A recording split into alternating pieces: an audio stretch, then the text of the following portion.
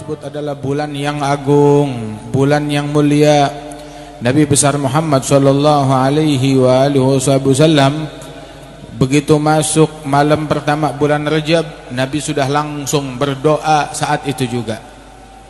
Nabi Muhammad menyatakan, Allahumma barik li fi Rajab wa Sya'ban wa ballighni Ramadan. Ya Allah, berikan keberkahan padaku, berkah yang ada di bulan Rajab dan bulan Sya'ban, panjangkan umur hingga ketemu bulan Ramadan.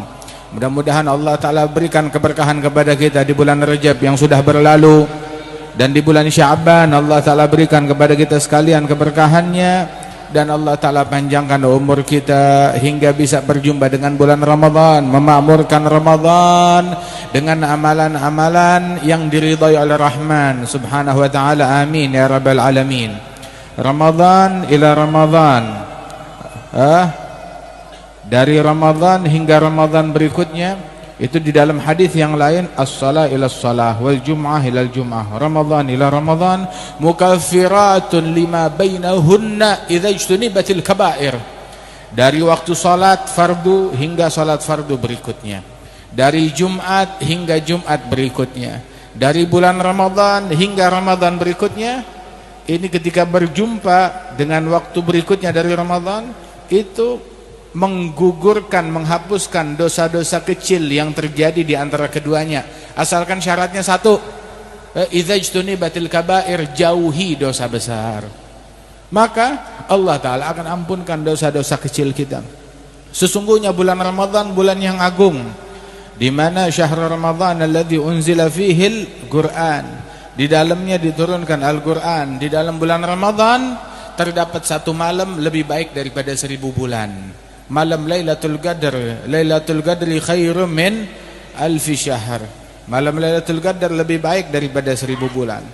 Bulan Ramadan setiap pagi dan sore dikumandangkan panggilan yang berbunyi, ya baghiyal khair aqbil, ya baghiyasy syarr aqsir. Wahai pencari kebaikan, ayo semangat, datanglah, ini waktunya, ini saatnya. Wahai pencari keburukan, kurangin, taubatlah, ini waktunya taubat dan kembali kepada Allah Subhanahu wa Ta'ala. Dan di bulan Ramadan tersebut setan-setan pengganggu dibelenggu, mereka dibelenggu dan dipenjarakan selama 1 bulan penuh agar tidak mengganggu puasanya orang yang puasa. Kalau kita masih maksiat juga, berarti emang udah watak kita bandel. Jangan salahin setan, emang kitanya udah anteknya syaitan. Jangan salahin setan, setannya udah diikat, dipenjarakan, terus kita masih maksiat juga, emang ente yang setan, jangan-jangan. Na'udzubillahi min dzalik. Sebab setan tahu dia libur, cuti 1 bulan, cuti 1 bulan. Tapi selama cuti 1 bulan, kerjaan mesti jalan, dididik, dikader. Dia punya waktu 11 bulan, mengkader, dikader. Nah, mana dia kadernya syaitan? Ente lihat aja di bulan Ramadan, bagi orang-orang tersebut yang Ramadan enggak kayak Ramadan, tetap aja maksiat, tetap aja gosip, tetap aja sibuk sama dunia. Nah, itu jangan-jangan dia kadernya syaitan, waliyadzubillahi min dzalik. Sebab syaitan pengganggu dipenjara agar tidak merusak puasanya orang yang puasa. Oke, syaitannya di penjara, tapi kan kejahatan bukan cuma datang dari syaitan doang, dari nafsu. Rasul sallallahu alaihi wasallam itu menyatakan bahwasanya pengaruh nafsu pun juga diperlemah dengan kita puasa. Pengaruh syaitan pun juga diperlemah, didikannya syaitan yang ada pada nafsu diperlemah. Dalam hadis, inna syaitan yajri fi ibni adam majrad dam fadayyigu majari syaitan bisaum. Syaitan pengaruhnya mengalir di tubuh Bani Adam seperti aliran darah, masuk begitu. Pengaruhnya syaitan di mata. Apa pengaruhnya syaitan di mata? Ngelihat orang lain dengan pandangan yang meremehkan, merendahkan, ngelihat aurat, ngelihat porno, ngelihat hal-hal yang enggak baik, begitu. Ngelihat apa segala macam tulisan yang haram atau gambar yang haram. Pengaruhnya syaitan mengalir di telinga, mau dengerin yang haram, dengerin gosip. Pengaruhnya syaitan di mulut, mau ngomong yang haram, mau berucap yang haram dan lain sebagainya. Pengaruhnya syaitan di anggota tubuh melakukan hal-hal yang diharamkan oleh Allah Subhanahu wa taala. Yajri fi ibni Adam majrad dam. Pengaruhnya itu mengalir di tubuh Bani Adam seperti aliran darah. Aliran darah di Bani Adam mengalir ke seluruh tubuh, ke jantung, ke otak, ke hati, ke ginjal, ke semuanya mengalir. Nah itu syaitan pengaruhnya di Bani Adam kayak begitu. Nah karena itu persempit pengaruhnya dia dengan berpuasa. Dengan puasa pengaruhnya makin lemah, nafsu juga makin lemah, dan syaitannya dipenjara. Kalau kita masih bandel juga itu namanya kebangetan.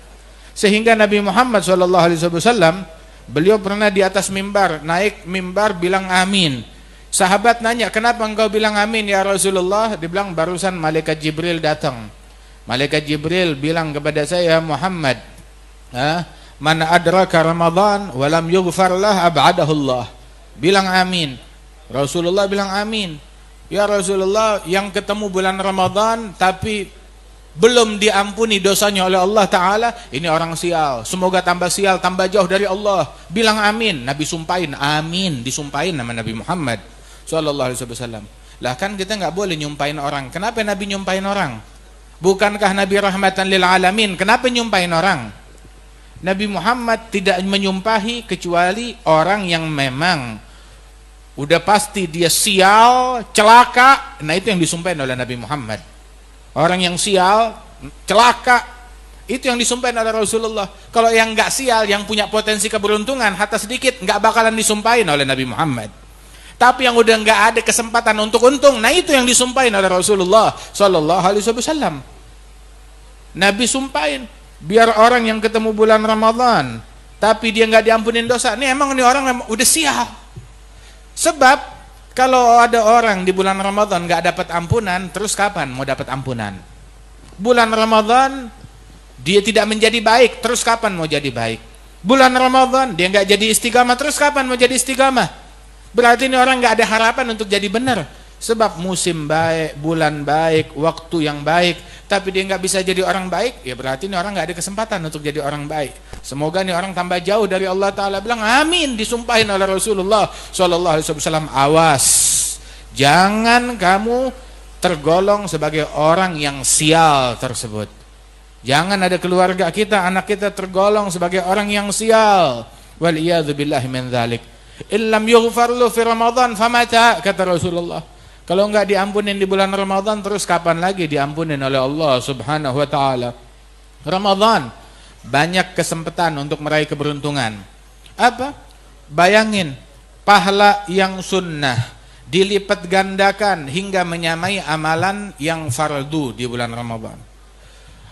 Dan apabila seseorang mengerjakan amalan yang fardu di bulan Ramadan, ibadat yang fardu, pahalanya dilipat gandakan seperti 70 fardu di luar bulan Ramadan. Kalau dia terus nggak diampunin dosa, ya berarti emang ini orang sial banget, kelewatan.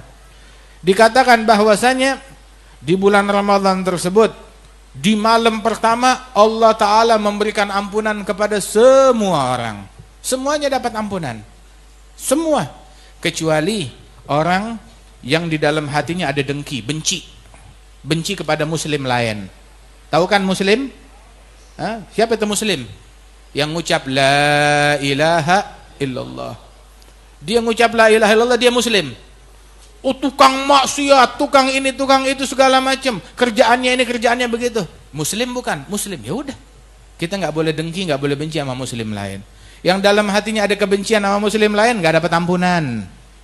Begitu juga qati' rahim, yang mutusin silaturahmi. Akli walidain, yang durhaka kepada ibu bapak.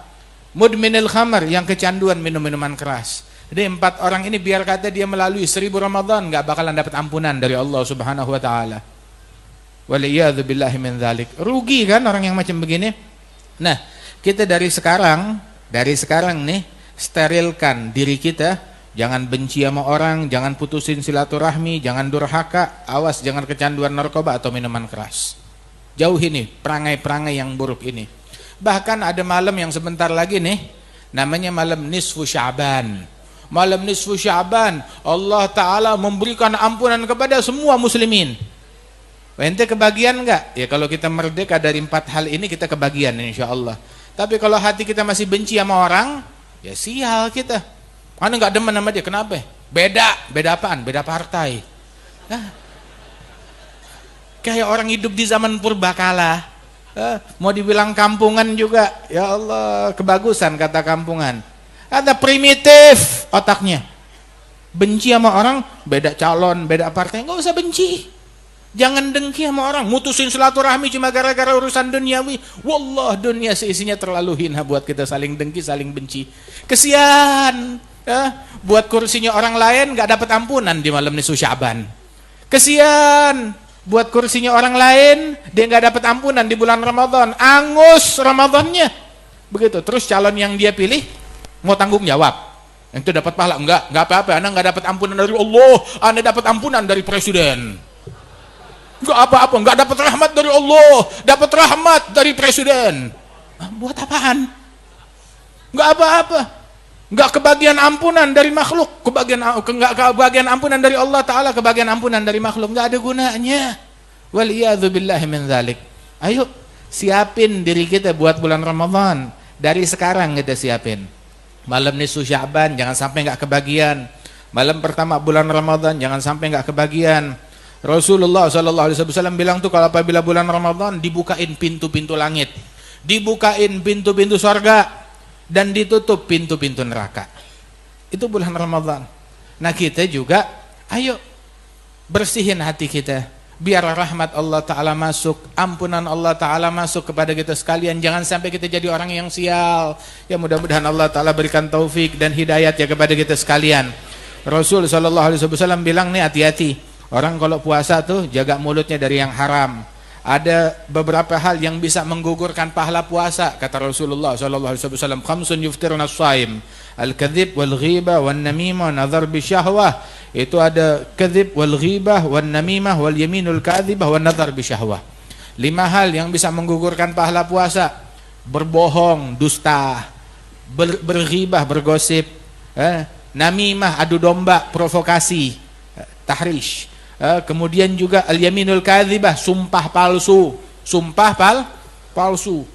Kemudian juga an-nadhar bi syahwah, memandang sesuatu dengan syahwat yang diharamkan oleh Allah Subhanahu wa taala. Mudah-mudahan Allah taala selamatkan kita dari penyakit ini. Dijadikan nih Ramadan kita Ramadan yang paling istimewa, yang paling berkah, yang paling qabul insyaallah. Nabi sampai bilang, Allahumma sallimna min Ramadan, salim Ramadan minna. Ya Allah, selamatin kita dari Ramadan, selamatin juga Ramadan dari kita. Ramadan datang bawa rahmat, juga bawa kutukan. Hah? Iya, Ramadan datang bawa kutukan. Buat siapa kutukannya? Buat orang sial. Buat orang yang nodain Ramadan. Buat orang yang kurang ajar kepada Ramadan. Buat orang yang gak tahu adab di bulan Ramadan. Ramadan datang bawa kutukan buat dia, bawa sial buat dia. Semoga Allah Ta'ala selamatkan kita dari Ramadan. Dan Allah Ta'ala selamatkan Ramadan dari kita. Kaif selamatnya Ramadan dari kita? Kita tidak termasuk sebagai orang yang menodai kehormatan bulan Ramadan dengan kedengkian, dengan kebencian, dengan kemaksiatan. Allahumma barik lana fima madha min Rajab ma baqiya min Sya'ban, ballighna Ramadan, a'inna 'ala siyam wal qiyam, ihfazna min al-atham bi rahmatika ya dzal jalali wal ikram. Sallallahu ala sayyidina Muhammad wa ala alihi wasallam wa akhiru da'wana alhamdulillahi rabbil alamin.